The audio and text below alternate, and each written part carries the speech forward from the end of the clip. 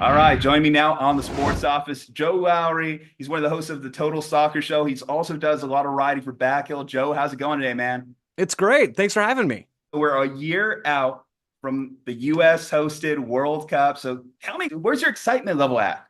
I mean, I'm always excited. I'm a soccer guy. Soccer is my bread and butter. So I am very much looking forward to the World Cup. I don't know at the moment, Julian, how many U.S. men's national team fans would echo that same sentiment. It has not been a great run for the program since they lost to the Netherlands at the 2022 World Cup. Still, I do expect that we're going to see a lot of that buzz building in the next 360 days or so. The good part here is, as the host country, you do get an automatic bid. That's So right. no matter how bad things have gone in the last couple of years, hey, they're guaranteed a league spot next year.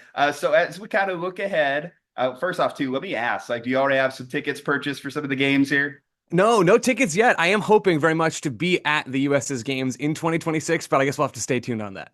When we do get to game time action, one of the stars we'll see out there, Christian Pulisic. Unfortunately, we're not going to see him out there for the Gold Cup here. He made the decision not to show. Apparently, there was a little bit of a kerfuffle whether or not he can play in the friendlies. But coach's decision: if you can't play in the tournament, you're not going to play in the friendlies. So, what do you make of that? Yeah, it's been a very strange situation that I think has become something more than Christian Pulisic and U.S. Soccer certainly would have liked. Christian Pulisic, after a long season playing with AC Milan over in Italy in the top division there, played a lot of minutes in the league, played a lot of minutes in the Champions League, has played a lot of minutes for his club and for the U.S. men's national team over the last several years, and decided, after dealing with what's reportedly been a little bit of a hip injury, decided that he wasn't really going to be able to physically take part in everything that the U.S. has this summer. The pre-Gold Cup friendlies against Turkey and against Switzerland, and the Gold Cup. Now, Pulisic has said that he was willing and eager to come in for camp before the Gold Cup, and it does sound like U.S. Soccer and Mauricio Pochettino and the coaching staff maybe weren't so keen for him to just come in for part of the summer, but not all of it. And so the result has been no Christian Pulisic for a U.S. men's national team that has, as we've already talked about, just under a year ahead of the World Cup. And there aren't a lot of windows left for this USMNT group to get together. There are windows for this team in September, October, November, then again in March. And then you're right up against the World Cup. You've got a window in June where the U.S. will play a couple of warm-up games before the tournament. But this summer is the only extended camp that the U.S. has to get together as a group. Now, the opposition in the Gold Cup is not, by and large, the strongest that, like, the U.S. will face in the World Cup next summer. But not having Pulisic and a number of other key U.S. stars for this summer is, in my mind, a pretty big blow for this team as it tries to build under Mauricio Pochettino. So, are you worried about that chemistry building, given that they won't have a lot of their stars out there for, again, a big tournament? And yes, the competition's not as harsh as it will be next year, but still, this is the opportunity to really gel as a team. Yeah, certainly. I think it is a missed opportunity. I don't think there's any other way to label this. I do not think it is a World Cup, or it will be a World Cup defining missed opportunity, because there is something unique about this U.S. group that we haven't seen for years and years inside of the USMNT, in that there is a lot of continuity. This group of players was the up-and-coming group, the guys that are key players now for the U.S., the Christian Pulisic, the Tyler Adams, who is in camp with the U.S. this summer, Weston McKennie, Tim Weah, those guys are at the Club World Cup with Juventus right now. A number of players were the next generation following that World Cup miss in that 2018 World Cup qualifying cycle where there's a disaster in Cuba, down in Trinidad and Tobago. The U.S. don't make it to that World Cup. And that was because they were waiting for this next generation to come and rise up through the ranks. And that's the Pulisics, right? That's this generation of players. These guys have been around then, a lot of them since just after that 2018 cycle. And in Pulisic's case, a little bit before that. So these players have played together a lot. The guys that we expect to eat up a lot of minutes at the World Cup next summer know each other very, very well. And so on one hand, you're not too worried about them missing opportunities to play together because they know each other. They've known each other for years. They played thousands of minutes together. The downside is you're still just a couple of windows of international soccer into Mauricio Pochettino's tenure. And he wants to do specific tactical things on the field with this team. And when you're missing your key players, you don't have an opportunity for him to ingrain some of those principles into these guys. And I think that's the real miss here. All right, let's talk about Coach Poch. So, are you buying what Pulisic's selling in the sense of the injury concerns and everything, or do you think there's more to this story? There's some friction points with the new manager, the new coach. You know, I don't have any firsthand information here. It wouldn't shock me if there was some sort of friction here. I mean, I don't think that's terribly uncommon, right? Clint Dempsey's come out and talked about recently about how Jurgen Klinsmann is his favorite USMNT coach ever, but he also had his disagreements with Jurgen Klinsmann. These things do very much happen inside of locker rooms all over the world. They're not unique to the US. It wouldn't shock me if there's some friction there. At the same time, I do think that this group will come together under Mauricio Pochettino, who is a manager that garners respect from his various stops of the club game, thinking about PSG, one of the biggest clubs in the world. They just won the Champions League. Tottenham and his status as a player as well, Pochettino. He's somebody that does gather that respect along the way.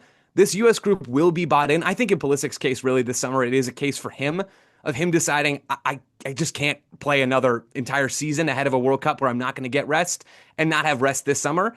Is it an ideal situation, though? Absolutely not. So, Coach Poch, did you think that was the right move when they made the hire? And how does he compare to Burkhalter, who I know a lot of U.S. fans couldn't wait to get out the door, basically? Yeah, I mean, there's been a lot of tactical similarities in what Pochettino and Berhalter are trying to do. Both managers generally want this U.S. team to play with the ball as opposed to sitting back and defending and then counterattacking into space. I think the Pochettino hire was a slam dunk from U.S. Soccer, right? The way I described it for Backheeled at the time was it was another throw at the dartboard. And you hope that you find a manager that somehow galvanizes this group and makes them into more than the sum of their parts.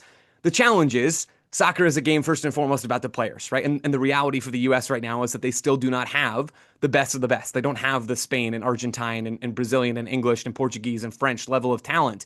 This is still a second or third tier group of players when you look at the international context. That said, if you had a chance to go out and hire Mauricio Pochettino, one of widely regarded as one of the best coaches on the planet, you do it, right? And credit to U.S. Soccer. They had the ambition. They went out and found the funds to go and hire Mauricio Pochettino. I think it was the right time to move on from Greg Berhalter. I don't think that everything that the U.S. struggled with under his reigns was on him. Again, I think this is first and foremost about the players. But if you can hire Mauricio Pochettino to build some excitement and to try to get a new voice in the locker room, a very qualified one, ahead of a World Cup following that Copa America failure for the U.S. men's national team, to me, it was a no-brainer. Does it worry you at all, though, that this is his first international team that he's coached? He's been mostly a club guy throughout his career. Yeah, a little bit. Yeah, and it's hard to know exactly how much to make of that because, yes, these are very different games. The club game where you're around your players, 5 training sessions a week, plus a game, you're in and with them all the time. The international game is not like that. I mean, I talked about the windows that the U.S. has coming up. They've got some in the fall, but then there's months in between having these players around and having a chance to actually work with them. So it is a very, very different situation. At the same time, Mauricio Pochettino is an incredibly qualified coach who knows more about soccer than I will ever, he'll forget about soccer more than I'll ever know, right? He is an incredibly astute manager. At the same time, I do think we've seen some of that naivete come through early on in his tenure where there have been some strange tactical decisions from Pochettino and even some strange lineup decisions. When you think about that recent 4-0 loss to Switzerland in a friendly, Switzerland, a very, very good team, a team that has a lot of talent playing at the highest levels, certainly a more talented team even when the U.S. has their first choice group of players, but they don't have their first choice group of players. No Pulisic, no all these guys we've talked about already. Pochettino rotates not just down to his B team, but really for his C team in that game against Switzerland, and they get the brakes beat off of them in that game. It was a really, really difficult match.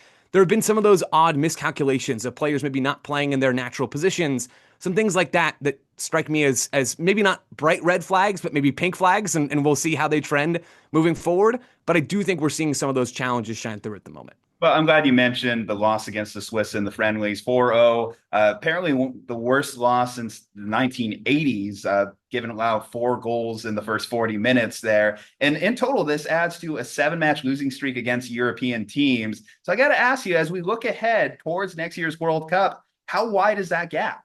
Yeah, the gap is still there. The interesting thing, though, about that 4-0 loss, and it's kind of what I got at just a moment ago, is that really wasn't the U.S. men's national team. Yes, same jerseys, same coach on the sidelines, but the U.S. didn't have really any players in that starting 11 that I would expect to be starting at the World Cup. Maybe one player who you would expect to start at the World Cup in a year's time because so many guys are missing either due to the Club World Cup or to rest or to injury or whatever it is. That is not a real group of players that we're going to see next summer. So it's hard to know. I think it's foolish to read too much into that result, but that broader streak of the U.S. losing to good European teams is very real. And that gap is still real. When you look at the U.S. and you have realistic expectations for them next summer, even on home soil, for the U.S. to make a deep run, they're going to have a lot of things go their way. They're going to be the underdogs in a lot of those knockout games, assuming they get out of the group as a pot 1 team. That would certainly be the expectations. Now there is the new round of 32 for this expanded 48-team World Cup, so there's an extra knockout game that you have to get through. This U.S. team has a lot going against them to make a deep run. They are still very much not one of the favorites, even outside of Europe. You look at the top teams in South America, you look at the top teams in Asia, like Japan, you look at the top teams in Africa, Senegal recently beating England. There's a lot of talent out there, and the U.S. is still fighting to find their place in that group. looking to the more immediate future, again, this Gold Cup that they're playing in currently, they're currently in Group D, so Saudi Arabia, Trinidad, Tobago, Haiti. Can you tell me a little bit what your expectations are for this week's tournament, what you hope to see from them? Again, a young team without a lot of their stars. What do you most want to see from this? Yeah, the U.S. should make a deep run in this competition, even with some of their more recent struggles, even with a roster that does not really resemble the first choice group. The U.S. still has the quality to go and make a deep run, maybe winning or ending up in the Final Four of this tournament. That's absolutely on the table.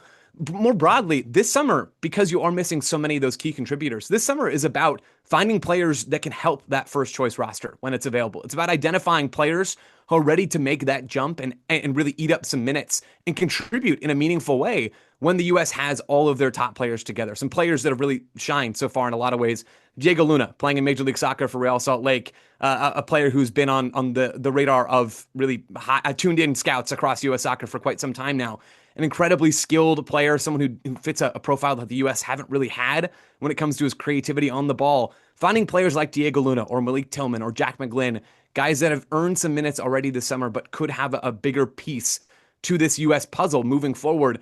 Giving minutes to players like that and seeing how they contribute at this level, I think that is the real value proposition of the U.S.'s games this summer. All right, Joe Lowery, again, he's one of the hosts on the Total Soccer Show. He's a writer for Backheeled. Thank you so much for being here today. Thanks for having me. For the day ones, the diehards, the first timers, the old timers, for all the rivalry matches, buzzer beaters, and come from behind miracles. It's not just stats and wins and losses, it's the moments. The shots you can't believe went in. The times you can't do anything but believe. And it's all streaming right here on your connected TV anytime on Fox Local. The Sports Office, streaming anytime on Fox Local.